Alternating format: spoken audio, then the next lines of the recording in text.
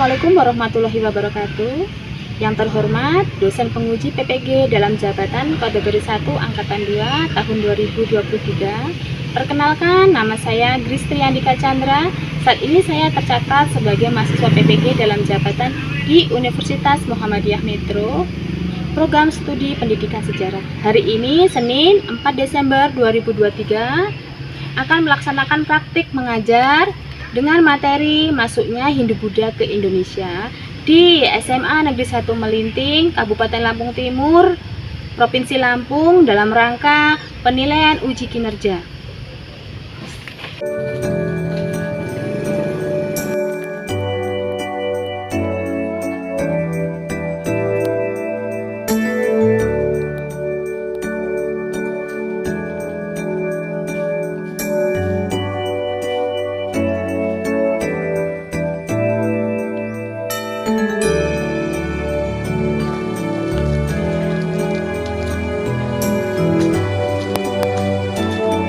Assalamualaikum warahmatullahi wabarakatuh. Waalaikumsalam warahmatullahi wabarakatuh. Bagaimana kabarnya anak-anakku? Baik. Sudah siap untuk mengikuti pelajaran pada hari ini? Siap. Siap? Kalau sudah siap, tolong ketua kelas memimpin doanya terlebih dahulu sebelum kita memulai pembelajaran pada hari ini. Persilakan ketua kelas Andi. Penduduk siap. Berdoa mulai.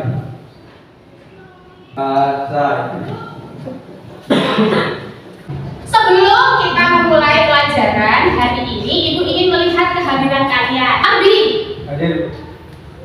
Arif Afandi, Hadir, Bu. ada Juwita Saputri, Nur Isnaini. Hadir. Pada pembelajaran kita hari ini, itu ada beberapa tujuan pembelajaran yang harus kita capai.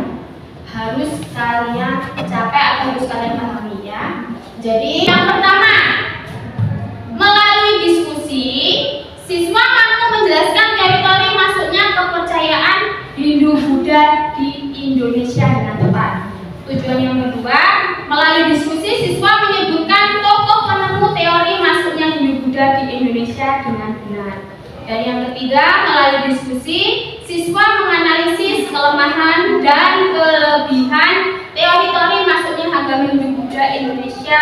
Ada 4 tujuan pembelajaran yang harus kalian capai pada pertemuan kali ini.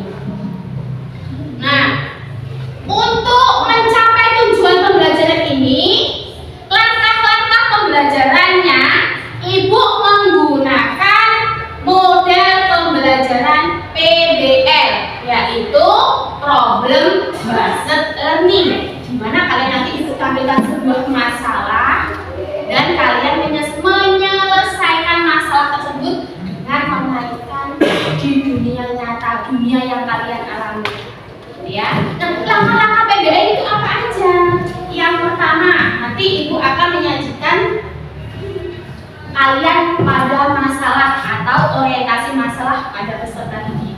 Kemudian itu tadi langkah-langkah yang akan kita tempuh untuk pembelajaran hari ini dengan menggunakan model pembelajaran PBL.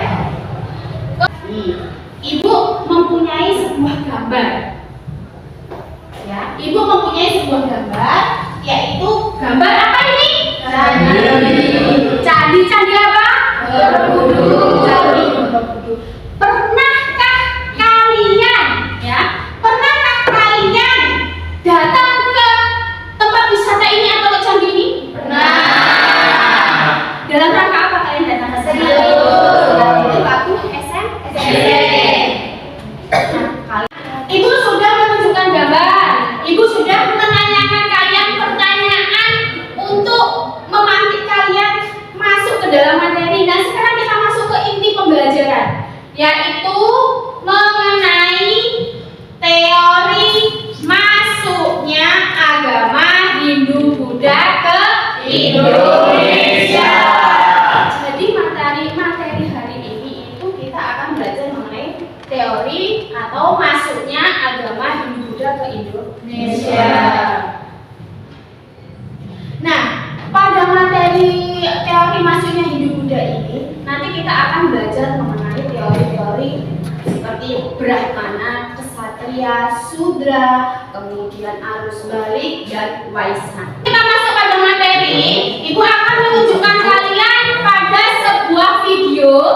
Yang video ini merupakan masalah yang sering kalian hadapi di kehidupan kalian sehari-hari. Pembelajaran.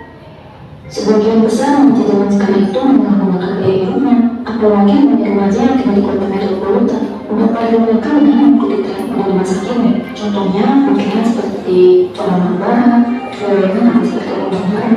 Zaman sekarang tuh selalu dikaitkan dengan zaman. Itu tadi video yang ibu tayangkan mengenai gaya hidup anak sekarang. Seperti yang kalian alami di rumah, bangun tidur, yang dipegang bukan selimut diberesi, tapi HP. Mana HP saya? Mana ya? Ada notif enggak ya dari temen atau dari mungkin yang ada di hati? Nantinya dari permasalahan yang ibu tampilkan ini, kalian cari solusinya dengan mengaitkan materi, teori atau masuknya agama Hindu-Buddha ke Indonesia. Jadi, ibu membagi kalian dalam satu kelas ini menjadi 5 kelompok. Bergabung dengan kelompoknya. LKPD-nya, ini LKPD untuk kelompok 1 dikerjakan ya, dibaca. Semua petunjuk untuk pengisian LKPD sudah ada di LKPD. Ini untuk mengerjakan ya. Kelompok 3. Kelompok 4.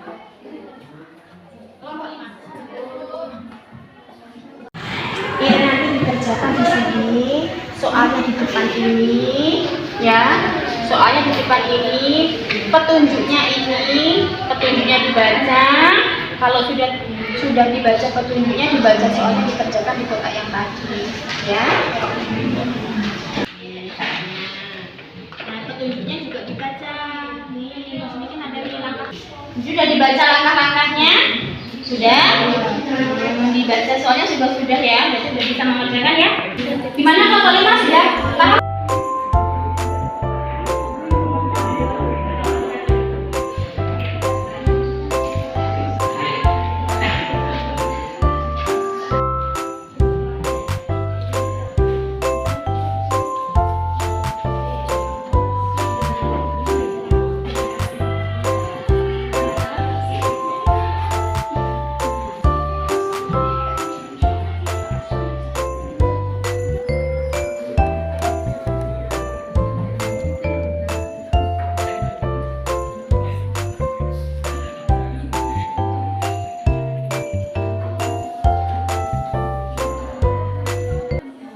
Bagaimana, sudah selesai mengerjakan diskusinya? Sudah. Kalau sudah berarti sudah siap untuk mempresentasikan hasilnya ya? Iya. Assalamualaikum warahmatullahi wabarakatuh. Waalaikumsalam warahmatullahi wabarakatuh. Yang materi pertama akan dibacakan oleh kita. Teori Brahmana. Cara kaum Brahmana sampai di Indonesia adalah menggunakan kapal meski ada kepercayaan bahwa jika kaum Brahmana Presentasi dari kelompok kami dan untuk kelompok yang lain ada kalian yang ditanyakan. jelaskan secara singkat teori Brahmana itu. Saya dari kelompok 5 ingin bertanya. Sebutkan bukti bahwa golongan Brahmana sebagai teori masuknya agama Hindu-Buddha di Indonesia. Baik, pertanyaan dari kelompok 3 akan dijawab oleh teman kami yang bernama Dewi. Teori yang menyatakan bahwa Hindu-Buddha masuk ke Indonesia dibawa oleh kaum Brahmana. Pertanyaan selanjutnya dari kelompok 5 akan dijawab oleh Rizka. Jadi saya akan menjawab pertanyaan dari kelompok 3. Berdasarkan temuan-temuan prasasti yang menggunakan bahasa Sanskrit dahulu. Kelompok 1 sudah mempresentasikan hasil diskusinya berupa teori Brahmana. Di mana teori tersebut mengatakan bahwa agama Buddha itu masuk ke Indonesia dibawa oleh kaum Brahmana. Assalamualaikum warahmatullahi wabarakatuh. wabarakatuh. Waalaikumsalam warahmatullahi wabarakatuh. Ini kami akan mempresentasikan hasil dari kerja kelompok kami, yaitu tentang teori Malaysia. Berdasarkan teori Malaysia yang diungkapkan oleh Enzim Ross, maksudnya agama dan budaya Hindu-Buddha dibawa. Saya dari kelompok 4. Apakah hanya melalui berdagang saja para golongan Waisa ini menyebarkan agama Hindu-Buddha di Indonesia? Jangan, kaum Waisa ini menyebarkan agama Hindu-Buddha. Selanjutnya, jawabannya akan kami simpan terlebih dahulu. Adakah yang ingin ditanyakan lagi? Saya sebutkan bukti bahwa golongan Brahmana sebagai teori maksudnya agama Hindu-Buddha di Indonesia.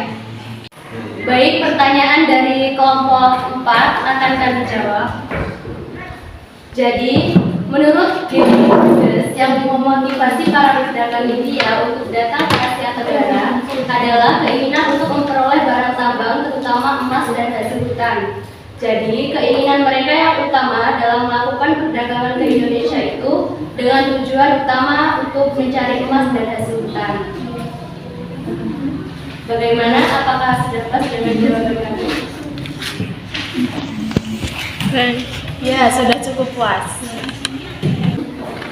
Baik, dan pertanyaan yang kedua akan kami jawab, akan dibacakan oleh teman kami yaitu Putri. Mereka melakukan perkawinan dengan masyarakat di Indonesia. Jadi tidak hanya mulai berdagang ya, tapi juga melakukan perkawinan masyarakat Indonesia.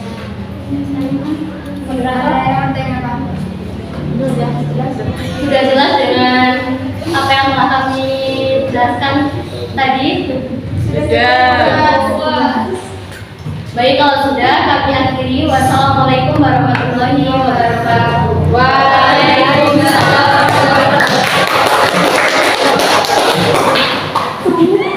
Nah, kelompok 2 tadi berdiskusi mengenai teori masuknya agama Hindu-Buddha dengan teori apa? Teori apa? Waisa, di mana teorinya itu merupakan teori agama Hindu-Buddha masuk ke Indonesia dibawa oleh para pedagang. Selanjutnya kelompok 3.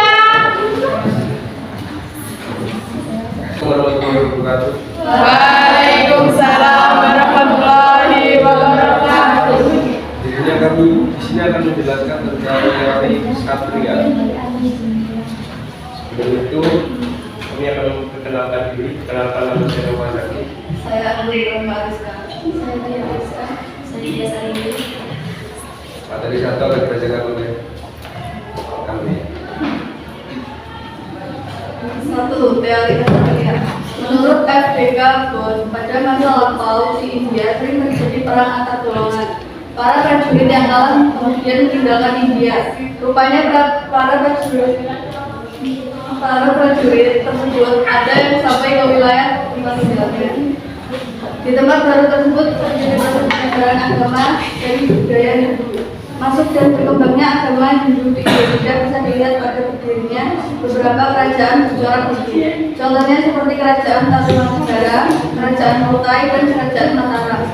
Berdirinya kerajaan tersebut juga melibatkan para kesatria yang berasal dari India.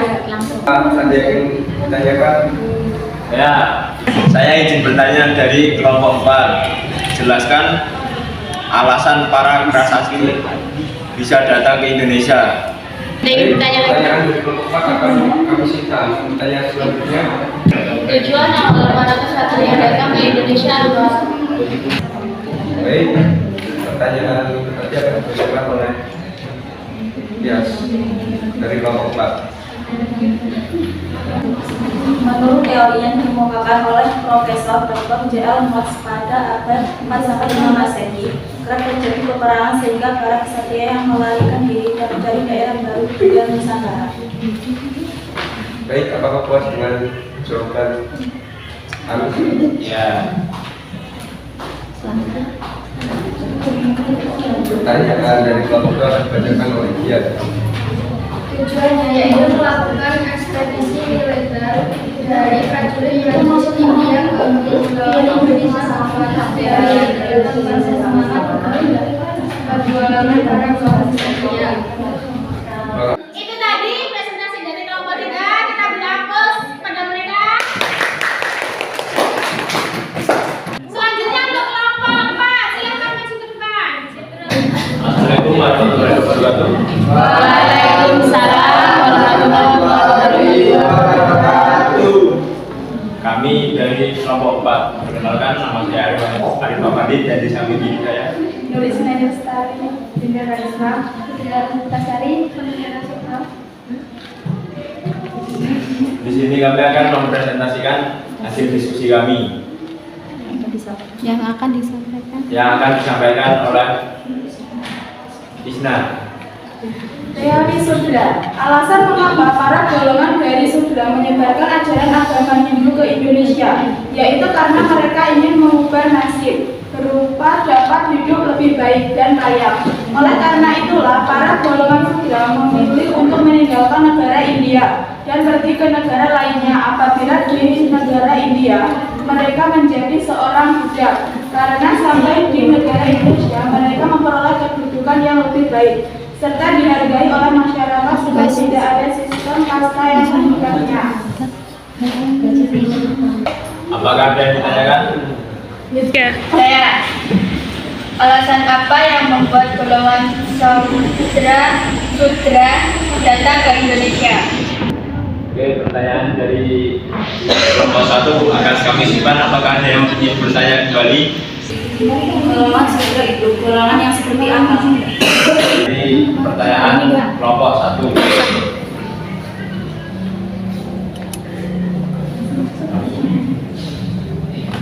Menurut kabar, golongan berkasta Sudra atau pekerja kasar dari India menginginkan kehidupan lebih baik dengan pergi ke daerah lain, salah satunya Indonesia. Apakah puas dengan jawabannya? Ya. Selanjutnya pertanyaan dari kelompok 3 akan jawab.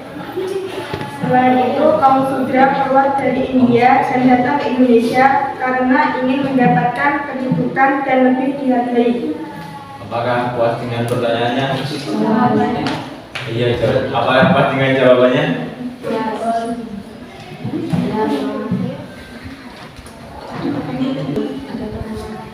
Apakah ada pertanyaan lagi?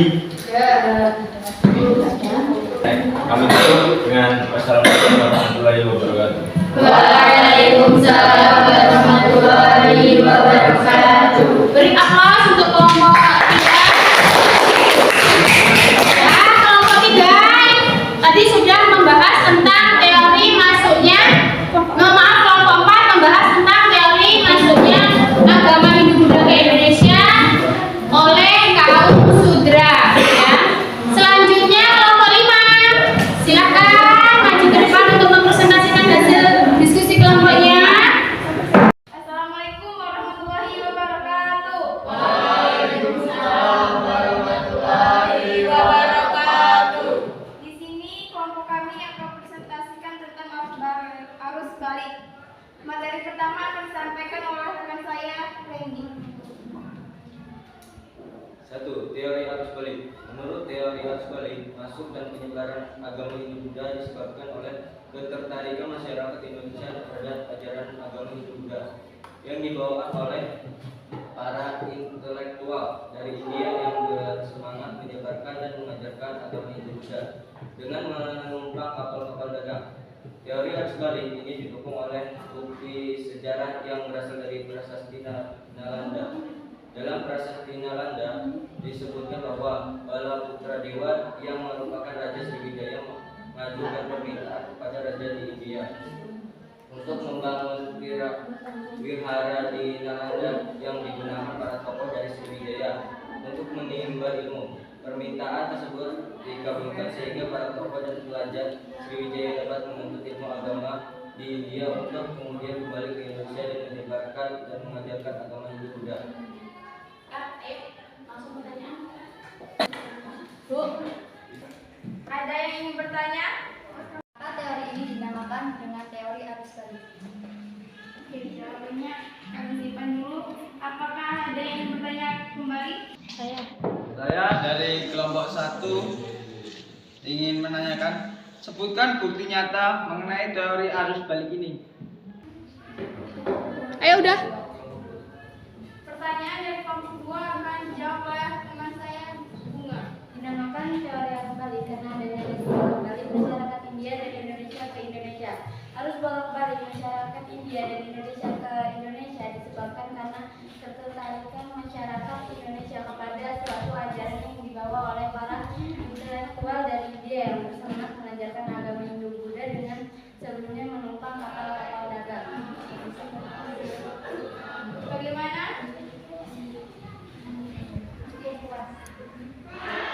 Ayo, pertanyaan dari kelompok 1 akan dijawab oleh teman saya, Jihan. Teori arus balik juga didukung oleh bukti sejarah yang berasal dari prasasti Nalanda. Dalam prasasti ini disebutkan Balaputradewa sebagai Raja Sriwijaya. Kemudian mengajukan permintaan pada Raja India dalam membangun wihara di Nalanda yang digunakan para tokoh-tokoh Sriwijaya dalam menimba ilmu. Bagaimana? Sekian presentasi dari kelompok kami akhiri. Wassalamualaikum warahmatullahi wabarakatuh. Close untuk kelompok 5. Kelompok 1 dan kelompok 1 sampai dengan kelompok 5 sudah maju semua. Kita simpulkan bareng-bareng ya bahwasanya teori Hindu-Buddha masuk ke Indonesia itu dibawa oleh berapa teori? 5 teori. Yang pertama teori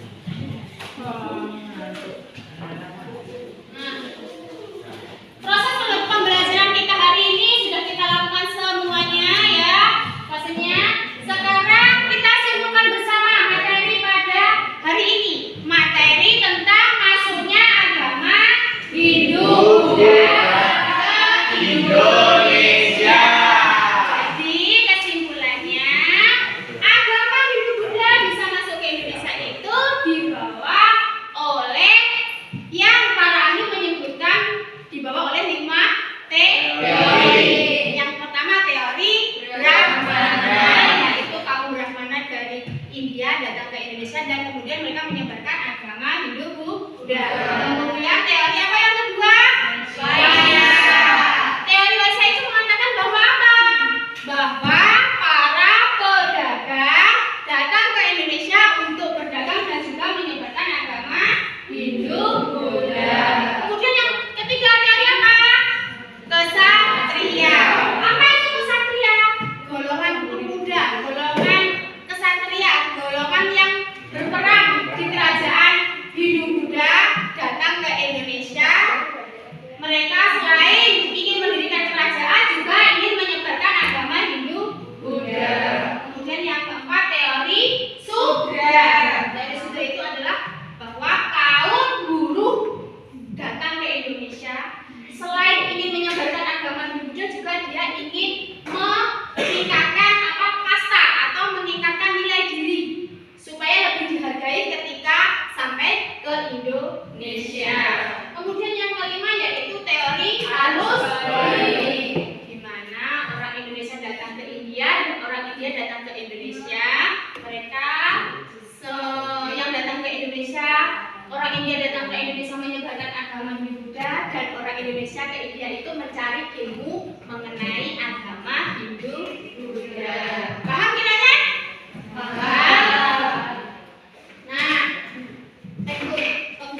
itu tadi kesimpulan kita ya, kita menyimpulkan bersama. Sekarang ibu ingin menanyakan perasaan kalian setelah mengikuti pelajaran sejarah dengan ibu. Gimana sih perasaan kalian?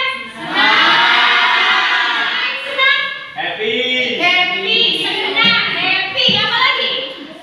Seru, menyenangkan, happy menyenangkan sama sih sebenarnya, tidak apa-apa lah ya, beda kata. Berarti pembelajaran kita hari ini sudah baik karena kalian sudah senang, sudah happy, sudah ceria, sudah semangat dalam mengikuti pelajaran yang Ibu berikan pada hari ini. Kemudian ada kesulitan? Tidak. Kalau tidak ada kesulitan, untuk selanjutnya Ibu akan mengingatkan kalian untuk mengerjakan atau membuat laporan diskusi hari ini ya. Diskusi hari ini tolong dilaporkan. Kalau yang membuat laporan masing-masing tapi bukan berupa kelompok lagi. Tugas laporan diskusi individu dikumpul minggu depan ya untuk hasilnya. Kemudian untuk pembelajaran berikutnya kita akan belajar mengenai kerajaan Hindu Buddha di Indonesia. Jadi untuk minggu besok kita belajar mengenai kerajaan Hindu Buddha di Indonesia. Sebelum kita bertemu untuk minggu besok, silahkan di rumah dipelajari dahulu materi tersebut supaya ketika minggu besok ketemu sama ibu dan belajar sejarah dengan ibu, kalian sudah memahami materi mengenai kerajaan Hindu Buddha di Indonesia. Karena pembelajaran kita hari ini sudah selesai, silakan ketua kelas untuk memimpin doanya sebelum kita mengakhiri pelajaran hari ini. Silakan ketua kelas. Doa mulai.